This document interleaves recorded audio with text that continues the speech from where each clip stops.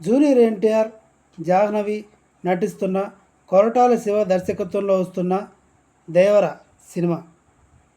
ఈ సినిమాకి పోటీగా వచ్చేది ఏ సినిమా? మెగాస్టార్ చిరంజీవి గారి సినిమా విశ్వంభర. మంచు విష్ణు, కన్నప్ప సినిమా. ఈ రెండిటికి ఆపోజిట్లో వస్తున్న సినిమా దేవర. ఎలా ఉండబోతుంది?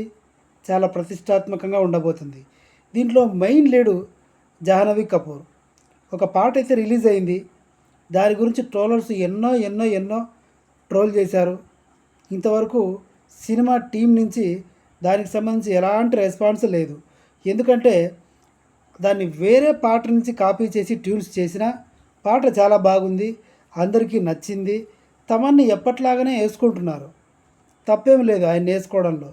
ప్రొడ్యూసర్స్కి నచ్చింది, డైరెక్టర్కి నచ్చింది, హీరోకి నచ్చింది. ఇక కథ విషయంలోకి వస్తే ఇది ఒక ఫ్యాంటసీ సినిమా. అక్కడ కొంచెం లేపేసి పాత సినిమాలు అగ్గి బరాట, అగ్గిపిడుగు, భలే తమ్ముడు ఇలాంటి పౌరాణిక పాత సినిమాల నుంచి కట్ చేసి కథ దొబ్బేశాడు కొరటాల శివ అని అంటున్నారు. ఇది ఎంతవరకు నిజమన్నది రిలీజ్ అయిన తర్వాత మనం చూడాల్సిందే తప్ప ముందే అన్నీ ఊహించుకోవడం కరెక్ట్ కాదు. మొన్నటిదాకా RRR సినిమాలో అంతా ఒక వీరుడిలాగా, రాజు కొడుకులాగా మొత్తం అంతా ఒళ్ళంతా మేకప్, బీసీ కాలం నాటి మనిషిలాగా జూనియర్ ఎన్టీఆర్ని చూశాం.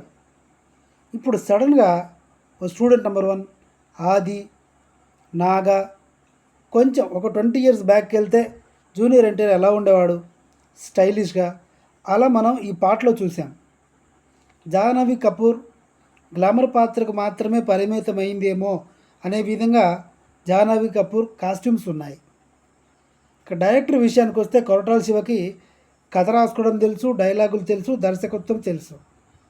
పాటల విషయంలో ఆయనకి ఎలాంటి టచ్ ఉండదు. సిచ్యువేషన్ చెప్తాడు, పాట రాయించుకుంటాడు.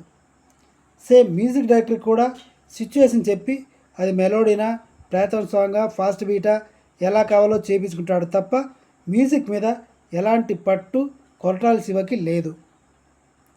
కెమెరా విషయంలో కూడా ఆన్ ఆఫ్ కూడా నాకు తెలీదు అని చెప్పాడు ఒక ఇంటర్వ్యూలో. అందుకే కెమెరామెన్ని సపరేట్గా పెట్టుకుంటాడు. ఫైనల్గా అవుట్పుట్ ఎలా వస్తుంది అన్నది మనం స్క్రీన్ మీద చూస్తే తప్ప ఏమీ చెప్పలేము.